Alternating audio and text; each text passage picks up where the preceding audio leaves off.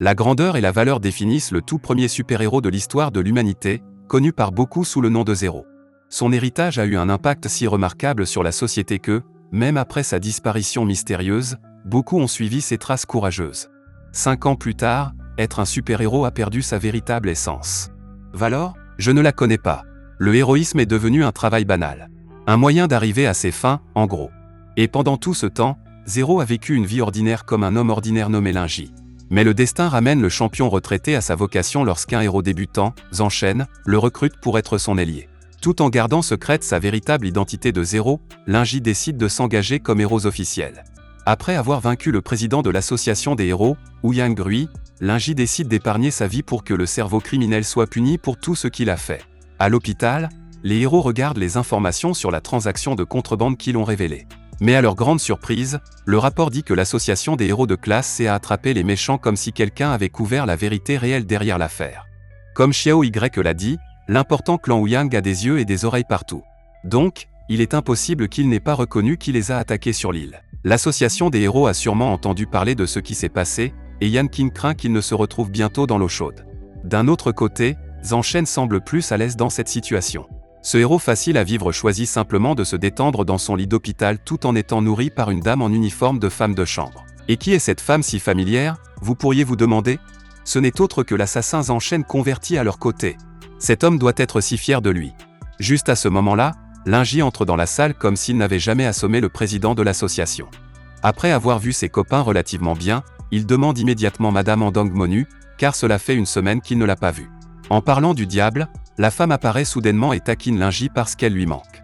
Quelle que soit la connexion épicée qui se forme entre ces deux-là, Lingy ne peut nier que Andang Monu l'affecte d'une manière ou d'une autre.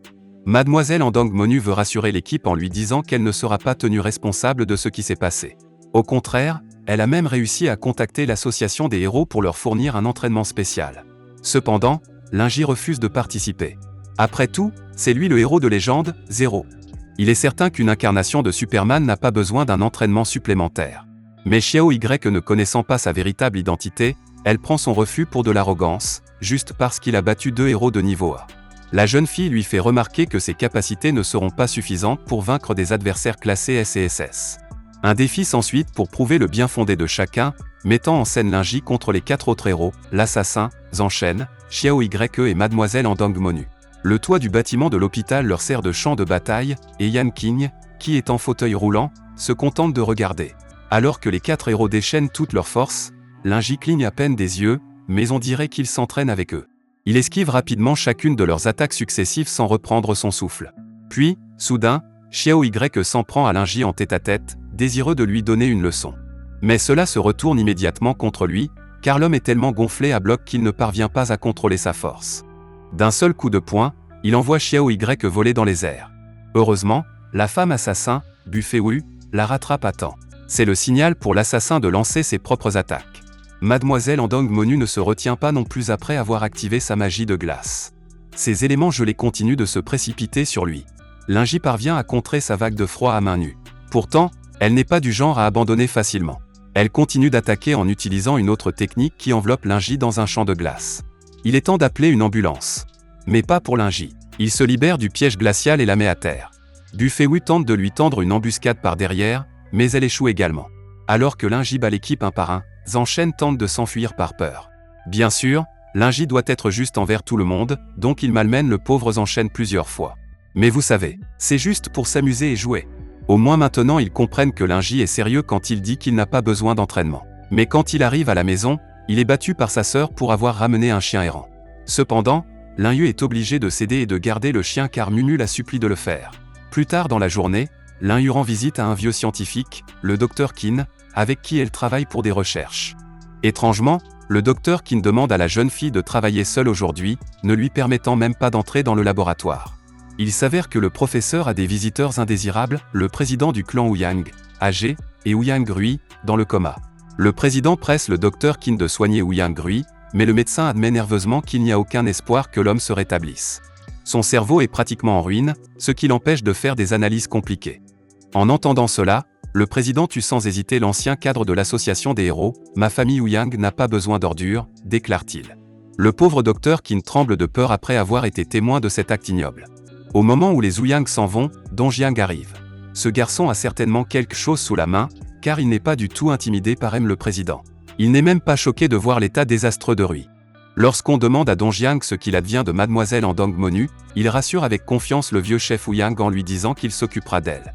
Après le départ de monsieur Ouyang, Dong Jiang présente un autre scientifique, le docteur Musili, qui, selon lui, deviendra l'assistant du docteur Qin. Mais à en juger par son apparence, le docteur Musili est également sous le commandement de Dong Jiang, et il semble que le docteur Qin sera obligé de se soumettre à lui. Maintenant que Ouyang Rui est parti pour de bon, quelqu'un d'autre doit le remplacer. Et cette personne n'est autre que Dong Jiang. Le nouveau président de l'association des héros a l'air fringant alors qu'il prononce un discours grandiloquent devant tous les héros. Alors que tout le monde est impressionné par le jeune président qui parle de son nouveau plan de réforme, Lin Ji semble se méfier de lui. Finalement, il est révélé que mademoiselle Andong Monu est la sœur de Dong Jiang. Ils se rencontrent dans les coulisses après le discours, et pour la première fois, l'héroïne semble pitoyablement inférieure à quelqu'un d'autre. Elle demande à son frère s'il est là pour la reprendre, mais le nouveau président lui répond qu'il est là dans un autre but. De plus, Dong Jiang lui rappelle que le jour J, entre guillemets, est déjà choisi et lui demande ce qu'elle a préparé. Il est clair que quelque chose se trame sous la couverture et que mademoiselle Andong Monu est obligée d'y participer. À contre-séure, Andong Monu rassure son frère en lui disant qu'elle rentrera bientôt chez elle. À ce moment-là, Dong Jiang serre agressivement la bouche de la jeune fille craintive pour l'avertir de ne jamais envisager la possibilité que ses amis l'aident à s'échapper. Après avoir tourmenté sa sœur, Dong Jiang permet à ses amis héros d'entrer dans la pièce. Son attention se porte rapidement sur Lin Ji. Il sait parfaitement que ce héros apparemment ordinaire est celui qui a détruit à lui seul Ouyang Rui et la société génétique corrompue. Dong Jiang invite soudainement Lin Ji à travailler pour la société de la famille Dong. Lin Ji n'est pas intéressé. Naturellement, Dong Jiang se sent insulté, mais notre garçon reste totalement impassible. « Viens me voir si tu veux me tuer, tant que tu peux le faire », nargue-t-il, provoquant Dong Jiang à libérer son pouvoir caché. C'est ainsi que tout le monde dans la pièce s'agenouille devant lui, sauf, bien sûr, Lin Ji, qui fait remarquer que ses capacités mentales sont tout simplement trop faibles. Dong Jiang intensifie même son pouvoir mental au point de faire s'agenouiller le reste des personnes présentes dans le quartier général. Mais avec la petite explosion d'énergie de Lin Ji, il désactive immédiatement la force de Dong Jiang. Ce type rusé et sournois voulait tester les limites de la capacité de notre héros, et maintenant il sait qu'il l'a sous-estimé. Alors que Lin Ji et les garçons quittent le quartier général, ils discutent de leurs soupçons croissants à l'égard de Dong Jiang, ce qui les rend inquiets pour mademoiselle Andong Monu. Ils sentent que quelque chose ne tourne pas rond depuis la mort d'Ouyang Rui, aussi Lin Ji leur demande-t-il de prêter davantage attention à cet aspect. Il charge ensuite Shichan de demander à Andong Monu plus d'informations sur sa situation. Lin Ji reçoit un appel de sa sœur, lui demandant de se rendre au laboratoire car son expérience avec leur chien de compagnie est terminée. Au laboratoire, Lin Yu montre au docteur Musili l'amélioration de la capacité d'apprentissage du chien suite à son intervention réussie. Merveille des merveilles, le chien peut lire. Après le départ du scientifique, un homme sort soudainement de sa cachette. Lin Yu s'énerve car elle pense que cet homme va encore se confesser à elle. Mais le type n'est là que pour la mettre en garde contre les recherches qu'elle mène avec le docteur Qin. Il révèle que les familles Dong et Ouyang sont derrière le projet, et il est sûr qu'elles ont des arrière-pensées. Il exhorte Lin Yu à fuir rapidement, mais elle refuse de laisser le docteur Qin seul. Pendant ce temps, Zhang Shen et Lin Ji sont en route pour le laboratoire lorsque notre héros préféré surprend un groupe qui espionne le bâtiment. Les héros les assomment immédiatement et découvrent qu'il s'agit de la troupe Tian de la famille Long, l'une des 8 familles puissantes de leur ville. Lin Ji se souvient immédiatement de Long Wenfeng, le type qui n'a jamais réussi à se confesser à sa sœur.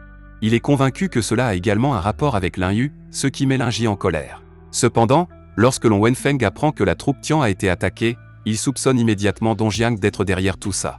Enragé, Wenfeng jure de ne jamais laisser le nouveau président faire du mal à Lin Yun. Inquiet pour sa sœur, Lin Ji lui offre un collier qu'elle peut utiliser pour l'alerter en cas d'urgence. En appuyant sur un bouton, Lin Ji promet de venir la rejoindre en courant. Ce geste surprend Lin Yu. Pendant une seconde, elle envisage de lui parler du projet douteux du docteur Qin, mais elle ne peut pas laisser son petit frère s'impliquer. Pendant ce temps, Shichan surveille mademoiselle Andong Monu devant sa maison. Au bout d'un moment, un type et ses gardes du corps robotisé arrivent pour aller chercher la jeune fille. Il s'agit du jeune maître du clan Ouyang, Ouyang Xiao, et il s'avère qu'il est également le fiancé de Andong Monu. Mais il semble qu'il n'y ait pas de romance entre eux. Le mariage fait simplement office de fusion entre deux familles influentes. En fait, l'arrogance de ce type ne fait que dégoûter la jeune fille. Il n'a pas non plus de respect pour elle, puisqu'il traite négligemment Andong Monu de stupide lorsqu'elle lui fait la tête. Lorsque Xiao commence à blesser la femme, 3 hommes musclés arrivent pour la sauver. Xiao laisse le combat à ses 4 robots. Mais sachant que le jeune maître ne se laisse pas faire, Mademoiselle Andong Monu supplie les hommes musclés de la laisser tranquille. Cependant, ces hommes loyaux refusent de s'en aller et se transforment en Super Saiyans pour attaquer les ennemis. Malheureusement, leur force n'est pas à la hauteur de celle des robots, ce qui les met KO. Xiao traîne Mademoiselle Andong Monu à l'intérieur de la voiture. Il lui pousse le visage contre la vitre de la voiture pour la forcer à regarder le type musclé se faire battre à mort. Andong Monu supplie son fiancé d'arrêter les robots, mais cet homme cruel ne veut pas entendre ses supplications. Furieuse, elle menace finalement Xiao avec son épée de glace. À ce moment-là, Shishan lance soudainement une balle, que Xiao attrape immédiatement à main nue. Il tire la balle en retour sur Shishan, faisant tomber l'espion de l'arbre et l'exposant. Le pire, c'est que Xiao ne peut pas seulement attraper une balle volante, mais il peut aussi tuer en utilisant le vent. Et avant que Andong Monu ne puisse l'arrêter, le méchant utilise l'air pour taillader Shishan, laissant le pauvre héros gravement blessé. Juste au moment où Shishan est sur le point d'être tué par un des robots, Linji apparaît à son secours. À l'aide de son épée enflammée, Linji abat les robots tout seul. Bien que ces machines soient armées de lasers, notre héros peut facilement esquiver chaque tir. Grâce à ses prouesses de combat, Linji détruit ses adversaires un par un, sans la moindre sueur. Ouyang Xiao est irrité d'apprendre que ces robots se sont tout fait l'écraser, d'autant plus qu'une seule personne l'a fait avec une épée esprit du feu. À ce stade, le jeune maître maléfique a débloqué sa nouvelle cible. Quelques jours plus tard, Yan King est choqué lorsque Linji et Zanshen décident de s'en prendre à la famille Ouyang. Je veux dire, nous parlons de l'une des familles les plus fortes et les plus influentes de leur ville, et ils ont juste accepté de les attaquer. Yan King est bouleversé et effrayé, même s'ils prétendent que c'est pour le bien de Mademoiselle Andong Monu. Bu Feiwu est également d'accord avec leur plan et les aide à pirater la sécurité de la maison des Ouyang. Grâce à elle, ils découvrent que la fête de fiançailles de Andong Monu et Xiao aura lieu dans cette maison demain soir. C'est leur seule chance de sauver Andong Monu. Le lendemain, Shishan fait venir de nombreuses personnes devant la maison de la famille Ouyang pour faire diversion. Bu Feiwu désactive le système de défense pour que le reste des garçons puissent escalader le mur sans être détectés. Pendant ce temps, Mademoiselle Andong Monu est sur son 31 et attend avec Xiao Y dans sa chambre que l'événement commence. Soudain, Ouyang Xiao entre dans la pièce. Il est accompagné d'un bel homme pour lequel Xiao Y a le béguin. Puis, Mademoiselle Andong Monu demande à Xiao Y de partir avec l'homme pour lui laisser un peu d'intimité avec Xiao. Xiao interroge tout de suite sa fiancée sur Linji. Il semble plus intéressé à en savoir plus sur l'épée esprit du feu du héros. Mais lorsque Mademoiselle Andong Monu refuse de lui répondre directement, il la jette par terre sans se soucier du fait qu'elle est la femme qu'il est sur le point d'épouser. Ensuite, Xiao lui montre la vidéo de Shishan faisant une scène à l'extérieur de la maison.